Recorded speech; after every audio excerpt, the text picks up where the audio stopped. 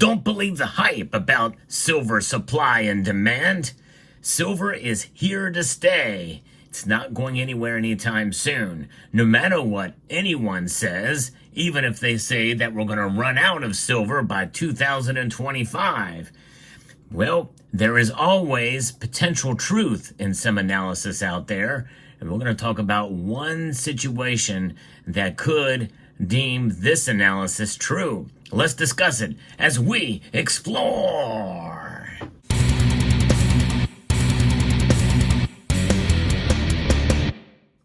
When I saw this headline, I was taken aback. This couldn't be serious. Coming from the Jerusalem Post is a piece with the headline, "Industrial Demand Might Consume the Entire Silver Market by 2025. Subheadline says that experts warn that surging industrial and military demand for silver could deplete inventories by 2025, driving price volatility and supply chain strains. Well, it's a very, very catchy headline, that's for sure. In reality, that's a phrase of a sentence from one analyst of two that to talk about it, but they go into a sort of a preface of what they're talking about and what constitutes silver demand. There's some good information here, but in reality, it's not going to run out except for one contingency, and we'll get into that in a moment. In a stark projection, industry experts warn that silver inventories are on the brink of depletion by 2025, driven by surging industrial demand. This development could have far-reaching implications for markets, investors, and industries reliant on the precious metal, according to PR, who's the author of this piece. But who knows, it very well could be essentially artificial intelligence. You never know. If there's no actual name tied to this piece, I don't know where it came from. But it has a couple of different categories here about rising industrial demand. And the first thing is technological advancement. And yes, there are a lot of technological advancements where silver plays a huge role. I've talked about that on my channel many times. The demand for silver in various high-tech industries is skyrocketing. And that is the case. Silver is the most versatile metal on the periodic table.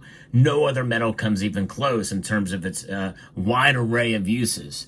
Sectors such as electronics, photovoltaics, and automotive are major consumers of silver, utilizing its exceptional conductivity and reflectivity.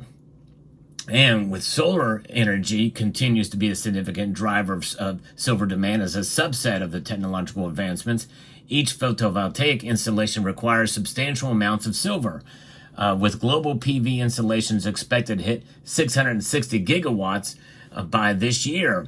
The pressure on silver supplies is intensifying. Well, that's true, yes and no, because there's always some caveats to this, because what's going on in China right now is where the vast majority of solar panels are being produced. In fact, they're probably overproducing them. I've seen images of solar panels, carpeting mountainous areas and topography which would normally not be conducive to having so much solar there, but nonetheless they are there.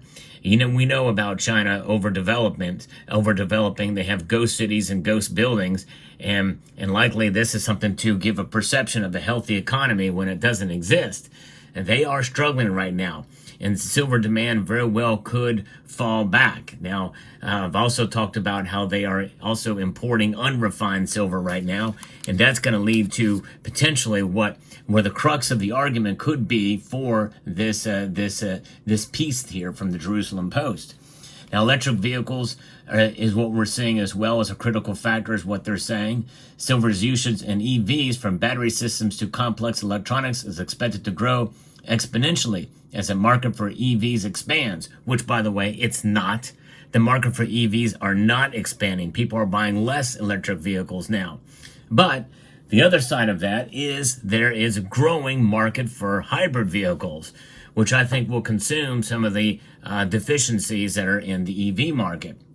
Now, this is where it's going to get interesting, folks, because military use is the big unknown here as to how much silver is used for military.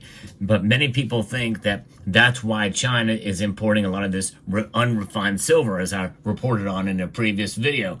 That is what could potentially be the factor here, or one of the factors. Defense technology. The military's demand for silver is another significant contributor to the depletion of inventories. Yes, and people can make any argument about that, depleting resources from this down to this, and because of the military uses. No one really knows. It's a secret.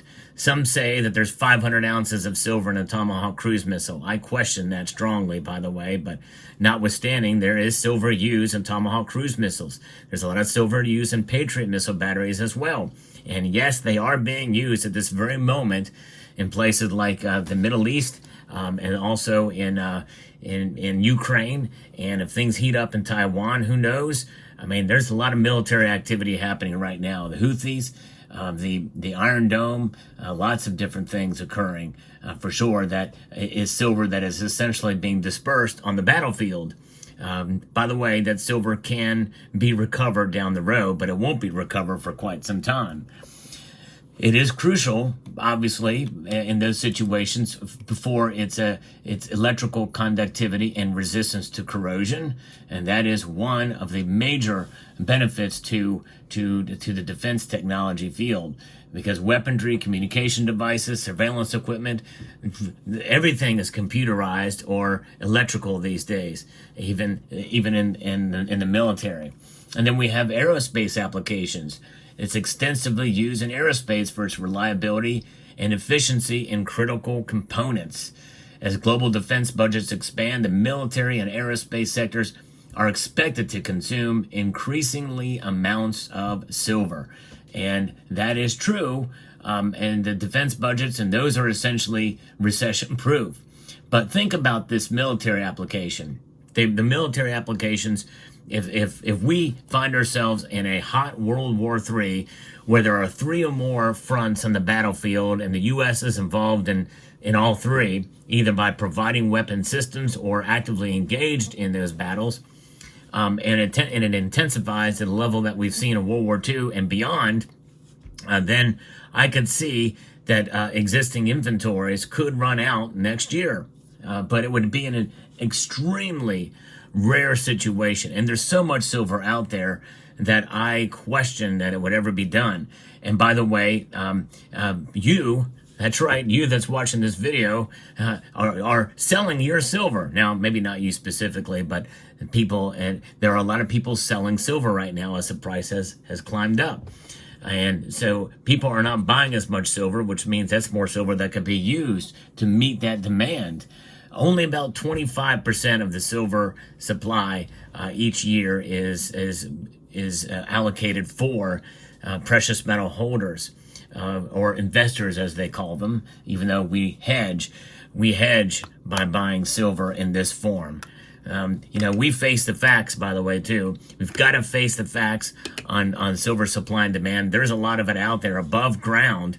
And obviously, a lot of it is being recycled, for sure. And some of that recycling silver will be utilized for industrial applications or military applications. But it's literally going to take a massive World War III situation before we see all the silver all the silver inventory run out, or there won't be enough to meet demand. But you think about it, where we're at today, you cannot print silver, right? So the silver market, this article is saying that it's going to consume the entire silver market. No, but it could wipe out demand if there's massive ordinances being let off in a number of different ways in a conventional World War III. If it's nuclear, all bets are off the table. There's not going to be much silver mining in an apocalyptic situation after a nuclear war.